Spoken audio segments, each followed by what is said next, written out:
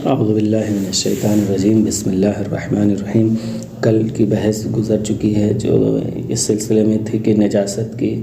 منتقل ہونے کی کیفیت کیا ہے، یعنی نجاست کیسے ایک دوسرے سے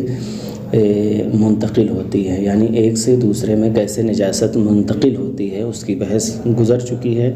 اور آج بحث ہے نجاست کے چند اہم احکام، یعنی جو نجاست ہے اس کے چند اہم اور احکام ہیں۔ ٹھیک، نجاست کے چند اہم احکام۔ سوال نمبر 107، نماز اور طواف میں کن چیزوں کا پاک ہونا شرط ہے؟ نماز اور طواف میں کن چیزوں کا پاک ہونا شرط ہے؟ جواب، نماز اور طواف واجب ہو یا مستحب، نماز اور طواف واجب ہو یا مستحب، اور اسی طرح نماز کے بھولے ہوئے اجزاء جیسے تشہد وغیرہ میں شرط ہے کہ بدن کے تمام بال، ناخن وغیرہ اور کپڑے خواہ وہ شرمگاہ چھپانے کے لیے ہوں یا اس کے علاوہ یہ سب پاک ہوں، یعنی نماز اور طواف واجب ہو یا مستحب، ان میں تمام بدن اور جو کپڑے پہنے جا رہے ہیں ان کا پاک ہونا کیا ہے؟ شرط ہے۔ ان تمام چیزوں کا پاک ہونا، نماز اور طواف واجب ہو یا مستحب، اس میں تمام بدن اور تمام کپڑوں کا پاک ہونا جو پہن رہا ہے انسان وہ شرط ہے۔ سوال نمبر 108، وہ چادر جو عموماً سردیوں میں اوڑھی جاتی ہے وہ لباس شمار ہوتی ہے؟ سوال ہے کہ وہ چادر جو عموماً سردیوں میں اوڑھی جاتی ہے وہ لباس شمار ہوتی ہے؟ جواب، جی، اگر اسے اس انداز سے اوڑھا جائے کہ عرفاً اسے لباس شمار کیا جاتا ہو وہ لباس ہے اور ضروری ہے کہ وہ پاک ہو، یعنی اگر عرفاً کہا جائے کہ یہ لباس پہنے ہوئے ہے جیسے شال وغیرہ ہیں سردیوں میں تو اس کو لباس مانا جائے گا، اور کیا دوسری چیز اس کا پاک ہونا نماز اور طواف کی حالت میں شرط ہے۔ البتہ اگر عام لوگ لباس نہ کہیں، جیسا کہ ہاتھ میں اٹھائی ہوئی ہو یا کندھے پر ڈالی ہوئی ہو تو پاک ہونا ضروری نہیں ہے، یعنی جیسے ہاتھ میں لیے ہوئے ہیں یا کندھے پہ رکھے ہوئے ہیں عموماً کہا نہ جا سکے کہ یہ لباس۔ کہہ رہے ہیں سوال نمبر 109، کیا نماز کے لیے ضروری ہے کہ نماز پڑھنے کی جگہ پاک ہو؟ کیا نماز کے لیے ضروری ہے کہ نماز پڑھنے کی جگہ پاک ہو؟ جواب، نہیں، بلکہ صرف مقام سجدہ یعنی اتنی جگہ جس پر پیشانی رکھنے کا نام صدق آئے اس کا پاک ہونا ضروری ہے۔ پورے مصلی کی جگہ جہاں پہ نماز پڑھ رہے ہیں اس کا پاک ہونا ضروری نہیں ہے، بلکہ جہاں پہ سجدے گاہ رکھتے ہیں، جہاں سجدہ کرتے ہیں وہ مقام پاک ہونا ضروری ہے، اس کے علاوہ کسی جگہ کا پاک ہونا شرط نہیں ہے۔ سوال 110، اگر ایک انسان اس بات سے جاہل ہو کہ نماز میں بدن اور جائے سجدہ کا پاک ہونا شرط ہے، ٹھیک، اور پھر وہ نجس کپڑوں یا بدن سے نماز پڑھ لے تو آیا وہ نماز صحیح ہے یا باطل؟ یعنی وہ اس بات سے جاہل تھا کہ نماز میں بدن اور جائے سجدہ کا پاک ہونا شرط ہے یا نہیں، اس بات سے جاہل تھا، اور اس نے کیا کیا کہ نماز جو ہے نجس کپڑوں یا بدن میں اس نے پڑھ لیا ہے، تو اب آیا ایسی صورت میں جب اس نے نماز پڑھ لیا ہے تو اب آیا اس کی نماز صحیح ہے یا باطل؟ جواب، جہالت کی دو قسمیں ہیں، جاہل قاصر ہوگا یا جاہل مقصر ہوگا۔ اب کہتے ہیں جاہل قاصر کسے کہتے ہیں؟ جاہل قاصر وہ جاہل جس کی جہالت کو شریعت نے معاف کیا ہے، مثلاً ایک انسان کسی بھروسے مند آدمی سے سنتا ہے کہ کپڑوں کا پاک ہونا نماز میں شرط نہیں ہے، بھروسے مند آدمی تھا، اس سے سن لیا کہ کپڑوں کا پاک ہونا نماز میں شرط نہیں ہے، پھر بعد میں اسے علم ہوتا ہے کہ اس نے غلط بتایا تھا تو وہ جاہل قاصر شمار ہوگا، لہٰذا اس کی وہ گزشتہ نماز صحیح مانی جائے گی، کیونکہ اس نے بھروسے مند آدمی سے سنا تھا کہ لباس کا پاک ہونا شرط نہیں ہے، پھر اس کو بعد میں پتہ چلا نہیں شرط ہے، تو اب ایسی صورت میں اس کی نماز کیا ہے؟ صحیح ہے۔ جاہل مقصر کسے کہتے ہیں؟ جاہل مقصر وہ جاہل ہے جس کی جہالت ناقابل معافی ہو، یعنی خدا کی بارگاہ میں اس کی معافی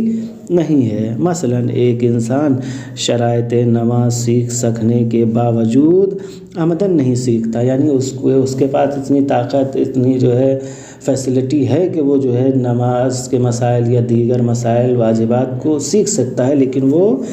نہیں سیکھتا ہے، عمدن جان بوجھ کر نہیں سیکھتا اور جاہل رہتا ہے، اور یوں ہی کچھ سال نجس کپڑوں سے نماز پڑھتا رہے،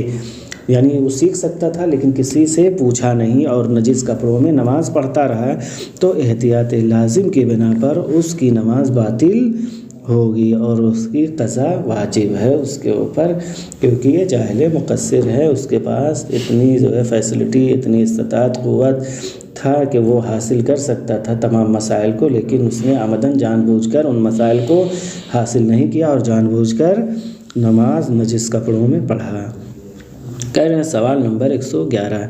اگر نماز پڑھنے کے بعد علم ہو کہ نجس کپڑوں یا بدن وغیرہ میں نماز پڑھ لی ہے تو کیا نماز باطل ہے؟ اگر نماز پڑھنے کے بعد علم ہو کہ نجس کپڑوں یا نجس بدن میں نماز پڑھ لی ہے تو کیا اس کی نماز باطل ہے؟ جواب، اگر نماز شروع کرنے سے پہلے شک تک بھی نہ ہو، اگر نماز شروع کرنے سے پہلے شک تک بھی نہ ہو کہ وہ نجس ہے اور اسی حالت میں نماز پڑھ لے اور بعد میں پتہ چلے کہ نماز کے وقت مثلاً لباس نجس تھا تو اس کی نماز صحیح ہو، یعنی اس کو شک نہیں تھا، یعنی شک بھی نہیں تھا نماز شروع کرنے سے پہلے کہ اس کا لباس یا بدن نجس تھا، ٹھیک، تو وہ کیا کرے گا؟ اگر اس نے جو ہے نماز پڑھ لی، بعد میں پتہ چلا تو کیا ہے؟ اس کی نماز کیا ہے؟ صحیح ہے۔ اور اسی طرح اگر قبل از نماز شک کے نجاست ہو اور وہ متعلقہ جگہ کو ٹٹول لے اور اسے نجاست کا پتہ نہ چل سکے اور پھر نماز کے بعد پتہ چلے کہ نجاست تھی تو اس صورت میں بھی نماز صحیح ہے۔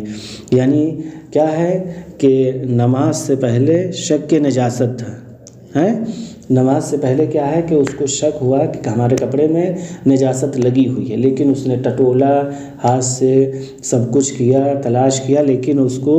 کوئی نجاست کا ذرہ بھی معلوم نہ ہوا، ذرہ برابر بھی پتہ نہ چلا۔ پھر اس نے کیا کیا کہ اسی حالت میں اس نے نماز پڑھ لیا۔ اب جب نماز پڑھ لیا، نماز کے بعد پتہ چل رہا ہے کہ نہیں یہ نجس تھا، تو اب ایسی صورت میں اس کی نماز کیا ہے؟ صحیح ہے، باطل نہیں ہے۔ لیکن اگر نماز سے پہلے شک ہونے کے باوجود تلاش نجاست کیے بغیر نماز پڑھ لی اور پتہ چلے کہ نجاست تھی تو احتیاط کی بنا پر دوبارہ نماز پڑھنا واجب ہے، وقت ہو تو ادا اور نہ ہو تو قضا۔ یعنی نجاست کے بارے میں کیا تھا؟ شک تھا، ٹھیک، نجاست کے بارے میں شک تھا نماز پڑھنے سے پہلے، اور اس نے کیا کیا کہ اس نجاست کو تلاش بھی نہیں کیا، ٹٹولا بھی نہیں، ٹھیک، نجاست کے سلسلے میں نہ ڈھونڈا، تلاش بھی نہیں کیا اور نماز پڑھ لیا۔ اب نماز پڑھنے کے بعد پتہ چل رہا ہے کہ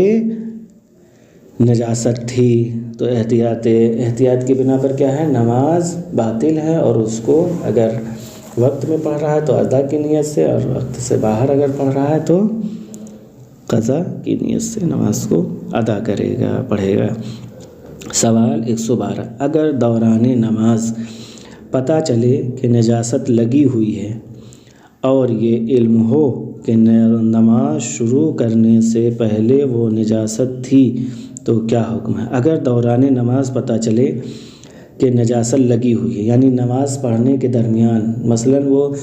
مغرب کی 3 رکعت پڑھ رہا تھا، دوسری رکعت میں پتہ چلے کہ نجاست لگی ہوئی ہے اور یہ علم ہو کہ نماز شروع کرنے سے پہلے وہ نجاست تھی، اور اس کو اس بات کا بھی علم ہو کہ نماز شروع کرنے سے پہلے بدن یا کپڑے پہ نجاست تھی، علم ہو، ٹھیک، تو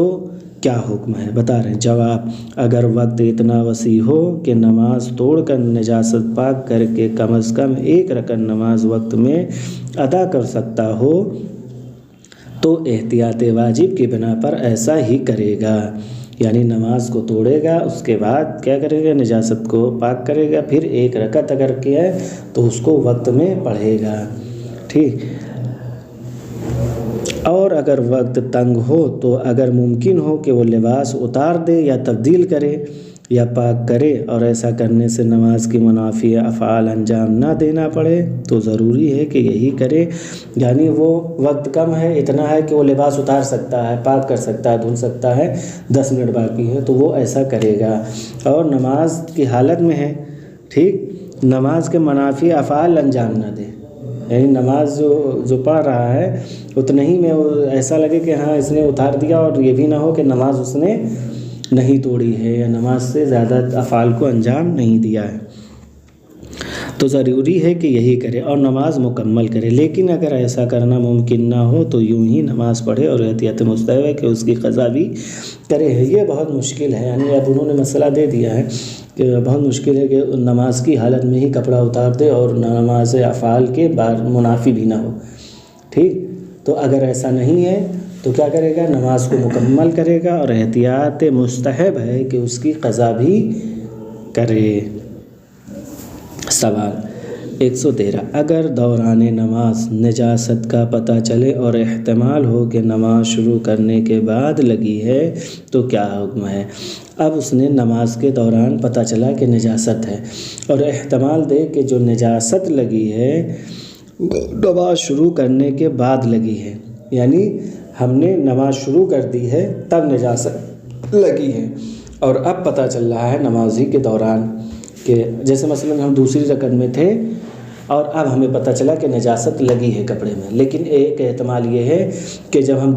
پہلی رکعت میں ہی تھے تب آ کے نجاست لگی ہے، ٹھیک، دوسری رکعت میں ہے اب ہمیں پتہ چلا کہ نجاست ہے، لیکن یہ احتمال دے کہ یہ جو نجاست لگی ہے یہ پہلی رکعت میں لگی ہے، ٹھیک، دوسری رکعت میں ہے پتہ چل گیا، لیکن یہ احتمال ہو کہ ہمیں یہ نجاست کب لگی ہے، پہلی رکعت میں لگی ہے،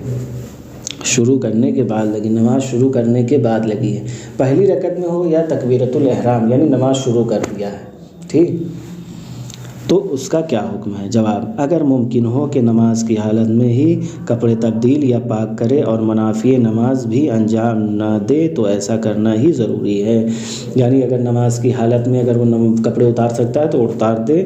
اور نماز تو ایسا کرنا اس کے لیے ضروری ہے، اور اگر یہ ممکن نہ ہو اور وقت وسیع ہو تو نماز پاک کپڑوں کے ساتھ دوبارہ انجام دے، اور اگر وقت تنگ ہو تو ایسے ہی نماز ادا کرے اور قضا بھی واجب نہیں ہے، یعنی اسی کپڑے میں نماز پڑھ لے، اس کے اوپر قضا بھی واجب نہیں ہے۔ سوال 114، اگر نماز سے پہلے کپڑے یا بدن کی نجاست کا علم ہو، اگر نماز سے پہلے کپڑے یا بدن کی نجاست کا علم ہو اور پھر بھول جائے اور یوں ہی نماز ادا کرے تو اس کی نماز کا کیا حکم ہے؟ یعنی علم تھا کہ بدن یا کپڑا نجس اور پھر بھول جائے تو اب اسی صورت میں اس نے نماز پڑھ لیا ہے تو اس کا کیا حکم ہے، یعنی اس کی نماز کا کیا حکم ہے؟ جواب، اگر لاپرواہی اور نجاست کو اہمیت نہ دینے کے باعث بھولا ہے، یعنی لاپرواہی کیا ہے اور نجاست کی اہمیت نہیں دی ہے کہ چھوڑو لگا رہنے دو، تو احتیاط لازم کے بنا پر وہ دوبارہ کیا کرے گا، احتیاط لازم کے بنا پر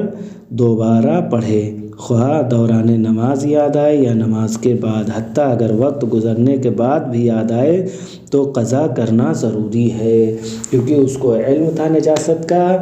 اور اس نے لاپرواہی کی وجہ سے کیا کیا، اس کو چھوڑ دیا، وہ بھول گیا لاپرواہی کی وجہ سے، اور اس نے کیا، نجاست کی اہمیت نہیں دی ہے، تو اب ایسی صورت میں چاہے وقت ہو یا وقت نہ ہو، اگر وقت ہے تو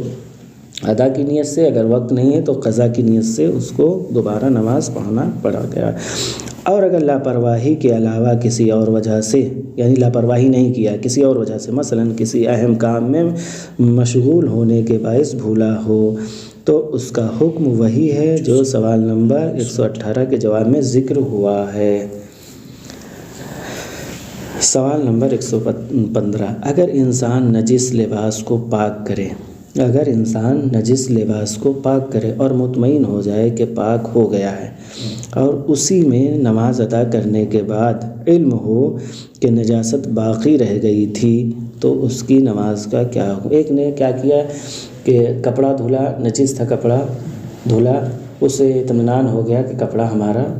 پاک ہو گیا، نجاست ختم ہو گئی، اب اس نے اسی لباس میں نماز پڑھا، لیکن بعد میں پتہ چلا کہ یار اس میں تو نجاست رہ گئی ہے، علم ہو گیا کہ نہیں نجاست لگ گئی رہ گئی ہے، تو اس کی نماز کا حکم کیا ہے؟ جواب، اس کی نماز صحیح ہے۔ وصلی اللہ علی محمد وآلہ الطیبین الطاہرین، اللہم صلی علی محمد وآل محمد۔ اللهم صل على محمد وآل محمد وعجل فرجهم۔